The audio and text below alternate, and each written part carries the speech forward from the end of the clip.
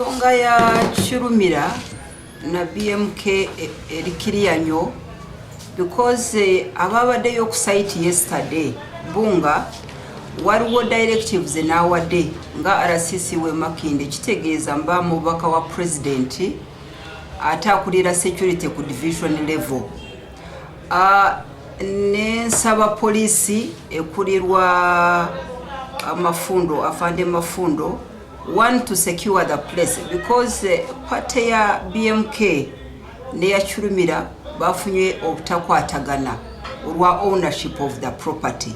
So ne wabawo okusika omuguwa ani abeera mu kikomere ekyo kati ate fene tulaba nga tutulina bwe tubiyingiramu until we tuprovinga nga tulabye empapula zaabwe because court order weeri and we want to implement it. So abamawulire bonna bazze wano nze kyembagamba ngu I'm still standing on the directives I gave yesterday ezigamba abantu bonna bali ku site baveewo for the both sides side ya Kirumira ne side ya BMK abantu benyetaaga ku site awo nyetaagawo polisi kukuuma to secure the place. Ate meeting yaffe egenda kubeera on Monday. We are sitting on Monday to listen to both sides. Tulabe n'ebiwandiiko byabwe. Kusinziira petition eyajja mu office yange ng'erinamu okwemulugunya ngu one of the party cannot access their gate. So mbadde nsaba abantu abampuliriza na parties ebbiri ekisooka tubeere bakakamu nnyo and we respect each other. Ate to respecting directives za security because security is neutral. Fe tutuli party to one of them twagala tuwulirize then we put in order and we wait for Monday meeting. Monday tugenda kutuula abakugu bonna bagenda kubeerawo then tulabe omutuufu yani alinamu so that we advise them accordingly tulabe engeri yetumaliriza ensonga zaabwe. So njagala kwebaza abamawulire abaze mu office yange ate n'okusaba BMK team na Kirumira's team to calm down okukakana n'ekitali ekyo mbadde sisuubira bano abantu balina okutupushinga ate tutandike oku ending up nga bamwe babasibye bakindowooza ebyo tubyetaagisa. So let's allow security to handle and we see what is next. Thank you. Ekyenyongerako ku directive ey'Erwegulo ekisooka nsaba DPC wakabalagala ekyemanyi taliwo but waliwo acting DPC asindika abasirikale they should go to the site to secure the entire place. Bano bagunizi bonna abaliwo abeerese abava mu both sides banoonye engeri ye batataganya emirembe. I don't want to see them there. Baveewo abasirikale bakuume ekifo ekyo paka we tusinkana on Monday. Monday genda kutuweereza way forward on what is next. So let's keep calm, let's keep that place secure and we see what is next. Yes.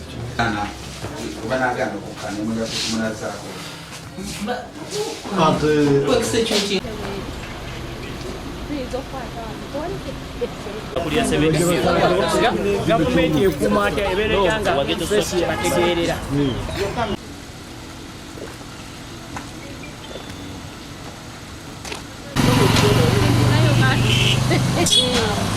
Kamera egani.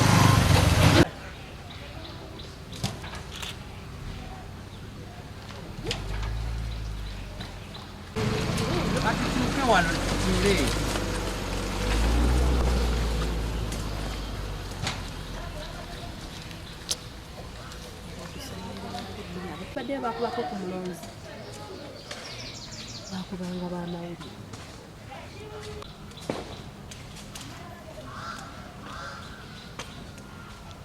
ne wilibalo bakozesa yaffe wilibalo zaffe zino zennyini wilibalo zaffe akwate bulungi ng'akola omulimu gwe tambula baba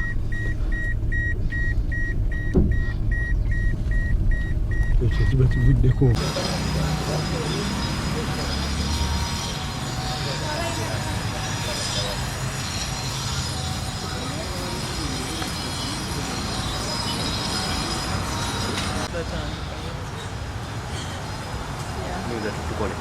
Leero natandika tutandika okusizawo ne tuyitawo ekiro making sure nti n'abapoliisi weebali nti buli omu avuddewo twasanze bakoona. That means the whole night basuze bazimba era bwe tugenzeewo ku makya tusanzeewo bakanyama bangi nnyo nnyo beetodde ekizimbe kyonna buli ayitawo bamutunuulira.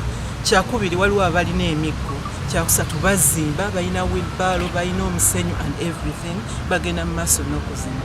RCC watugambye ennyabo tewali ali above the amateeka naye it seems bwe mwayingiddeeyo munda omukyala gwe bayita Brenda Kirumira alabika ye ali above the law. Bannange abatwala amateeka mu Uganda mutubuulire tuyinza okuba nga ffe tuli wansi w'amateeka nga balala tebali wansi w'amateeka tetumanyi kiddako kitulemeredde mwatugambye tugenda ku meetinga ku Monday naye by the time we meet tetumanyi kikigenda kubeerawo mutuyambe ku apartments zaffe ezaali eza taata waffe Haji Ibrahim Mwanga Kibirige abasinga gwe mumanyi nga Haji BMK.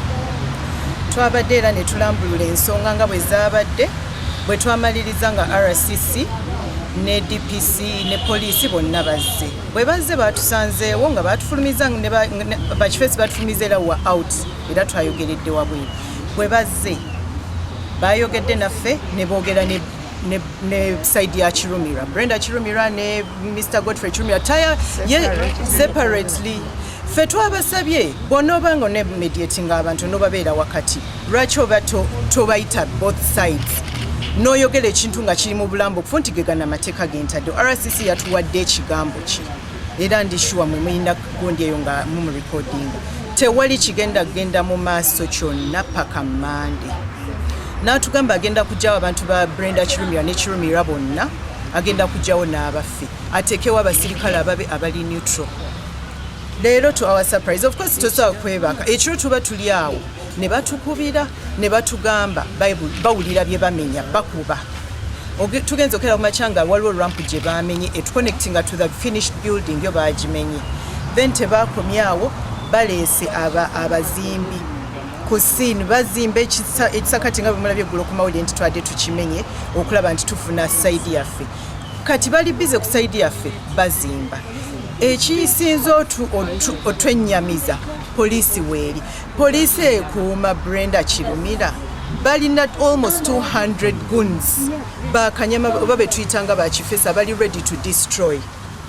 Balina almost 200 people bali awo balina ebiti balina ebijambiya balina ensuuluulu era bwe beewala because naffe tetusobola kubeera awaffe ne tutuula tulina naffe abaffe betugamba genda oyiteyoko bali mu luguudo bali mu kizimbe beeweze leero balina okufulumya ku musayi they must kill mbu bagenda tuta and that's when we shall stop okugenda awo naye twebuuza era buli omu agamba ye Kirumira talemwa era kasita ekintu akiyingiramu era buli omu atugamba talemwa naye talemwa era ekintu bwakiyingiramu tetusobola kufuna bwenkanya.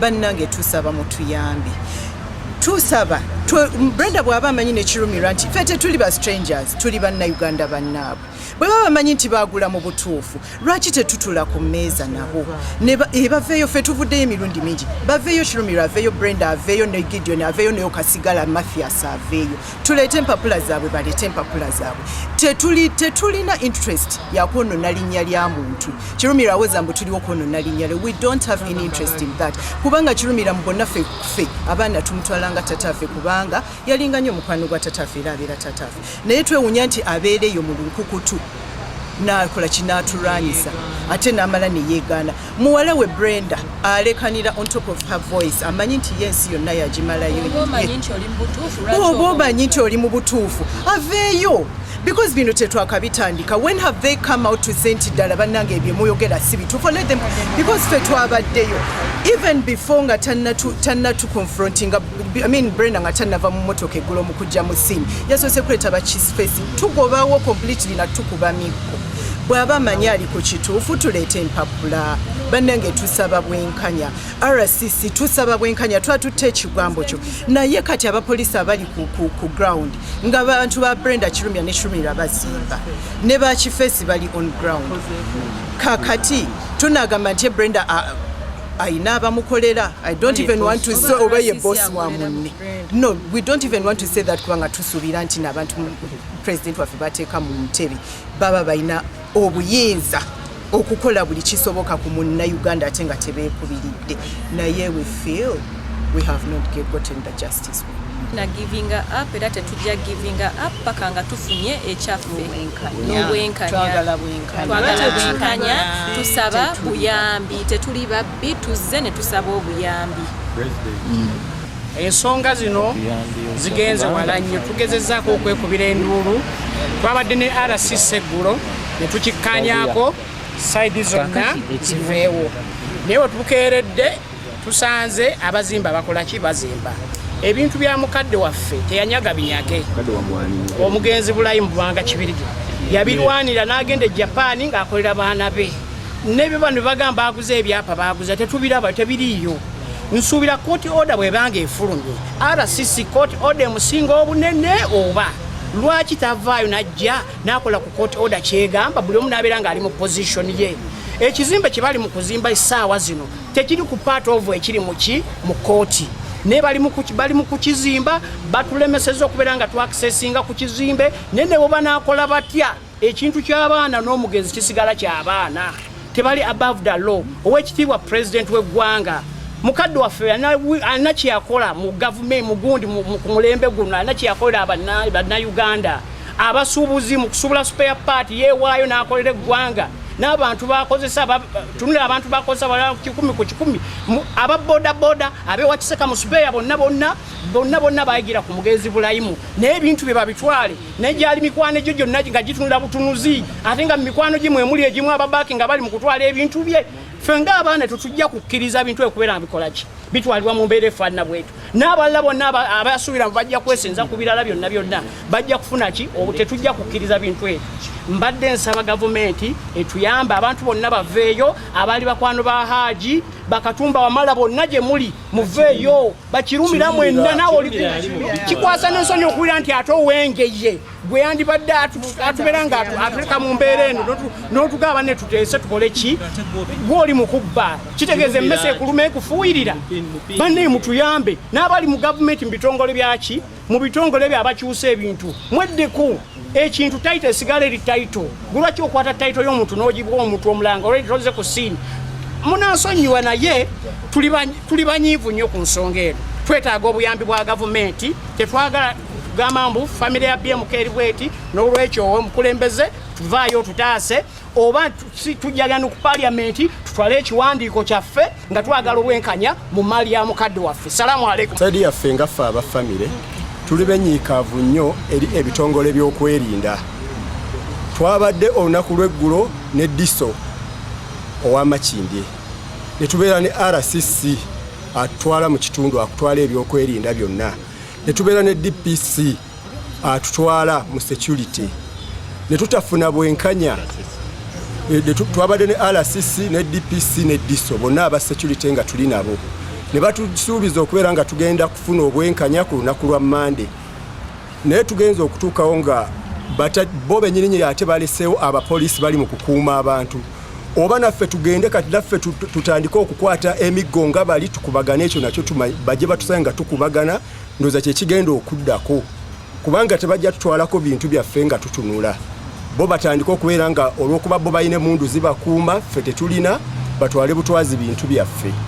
Owekitiibwa President bano abantu bewateeka mu kitundu kyaffe osaana obatunulemu kubanga RCC go wamulonda sebo President diso go wamulonda DPC bonna go bantu bo go batraining emundu atadde emundu wali akuuma abantu abalina ensuuluulu abantu abalina emiggo gino emiyini gy'ensuuluulu bali wali eri gyo gye babadde batukubisa ne leero gye bakutte bakuuma abali mu kuzimba poliisi ekuuma bazimba naffe oba twekuŋŋaanye tugende oba munaatusanga tufiirawo kye tubatuzzaako baatugambye tulinde Mande bwekiro RCC yalese bulesi basirikale yayingiddemu n'atugamba tusigale ebweru leero bwe twabule bo baatandise kukola nakati bakola ng'ate bakuumibwa poliisi yo owekitiibwa President mu ggwanga lino abantu bakuvumaganya owekitiibwa President abantu bakuvumaganya eno bewalonda bali mu kwonoona erinnya lyo tusaba obuyambi bwo president ngere eggulo bwe nakusabye nakakati kyetukusaba bakozesebwa abagagga twamitinze osiwe Kabalagala ne RCC n'atupromisinga n'agamba nti tugenda kuteekawo abasirikale bana ne bali bateekewo abasirikale bana naye ne police deployingewo abasirikale 6 naye kyatwewunyisiza nti tugenza okukeera ku makya ng'ebikolebwa bingi ate nga bagambye tewali kigenda kukolebwa paka Monday ne right now bazizzawo fence gye twabadde tugyewo saidi yaffe bali ku saidi yaffe gye bakola tetumanyi ki ani ali waggulu w'amateeka ani atalina kubeera waggulu okukola ki kyotegeeza okukola ntegeeza okuzimba naye tetumanyi kati ffe tukyekiddako ekyaffe tufiirwe ekintu kyaffe bwe tutyo tukole kyoba naffe tudde era tuddemu kye twakoze jjo bageto structure tulina enjosoa kyengeejingamu ne bamanya nti akalimu